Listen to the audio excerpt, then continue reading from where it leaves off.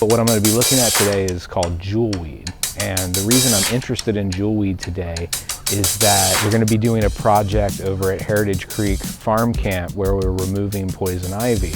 One of the ways that we're going to try to keep the poison ivy out of the farm camp forest area is by planting a bunch of jewelweed. Jewelweed grows alongside poison ivy, fills the same niche, likes this understory, heavy tree, heavy ground mulch kind of situation. Supposedly, if you were to rub jewelweed leaves on yourself, you can reduce the effects of the urshol oil from poison ivy. So it's very interesting that it grows in the same place and counteracts the effects. I've thought a lot about poison ivy and why it is where it is, and it just seems that it grows where it wants humans not to go.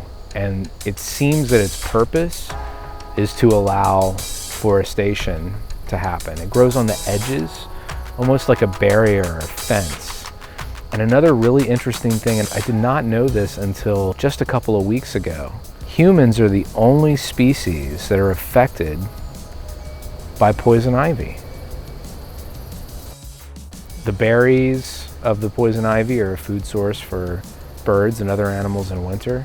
Goats will eat the poison ivy, but for humans, it's like a fence. It's like a stay away, keep away. I want to be respectful and observant in terms of where the poison ivy grows so that I can think about what it's trying to tell me. There's poison ivy all over the ground here. There's poison ivy growing up some of these trees around here. And so that is some explanation of why the jewelweed's here, or maybe vice versa, who knows.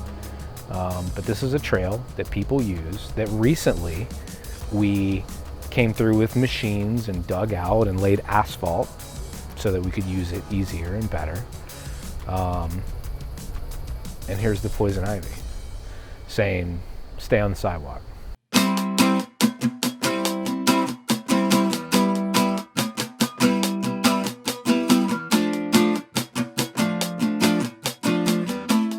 As I was harvesting these jewelweed seeds, I kept thinking about how I could do it faster and kept slipping into that taker mentality of mechanization and, oh, I need to fill this bag with jewelweed seeds. Here's some things that came to my mind. Maybe I could rip them out, just rip the plants out of the ground and then like shake them into like a small like kid's swimming pool or something like that, or I could get a tarp and shake them out over there. As I was thinking about that, I came to my senses and I said that's a taker mentality. Throughout this little experience, I've seen slugs and stink bugs and evidence that animals are eating the jewelweed, evidence that animals are living through the jewelweed, using it as cover. In fact, I hear something walking over here in the woods right now. And even taking the seeds themselves is a disturbance.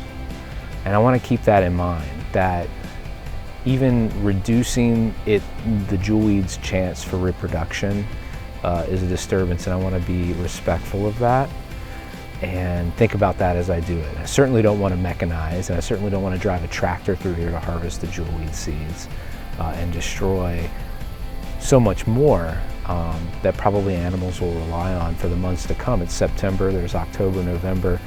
We've had snow as early as October, and this might be valuable food source.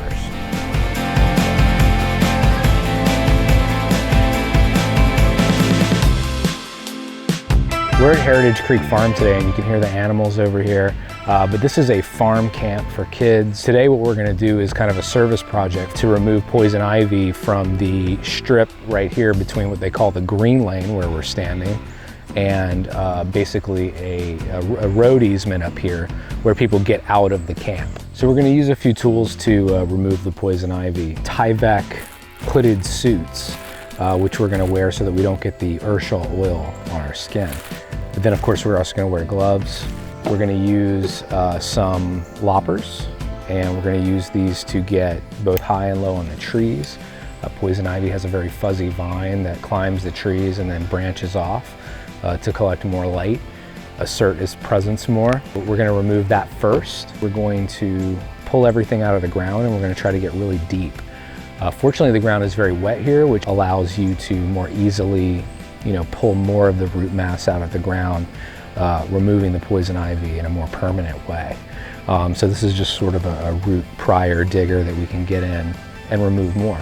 Now once we've done that, we'll then put some of these landscaping marker flags in that area so that we can come back and apply an agricultural vinegar to part of it. When we use various tools for the removal and cutting out, we're also going to make sure that we have some warm soapy water available to wash those tools in. This oil isn't going to dissipate from the tools, it's going to stay on it. So anything that we use to cut the poison ivy will need to be washed. So I brought some soap as well. We're going to try some different remediation methods, including putting goats in the woods and then planting jewelweed as well, which I've collected several hundred seeds from down by the Susquehanna River near where I live to try to get that to grow as a species niche replacement. I want to almost ask the poison ivy its permission, kind of almost apologize for what we're about to do. We also want to become the poison ivy, and we want to make rules in regards to the children that are running around here about where they should go and where they should stay out. That we'll take over that burden as the intervener of the poison ivy, and hopefully that the poison ivy will sort of forgive us for that and not try to kill us. Here we go.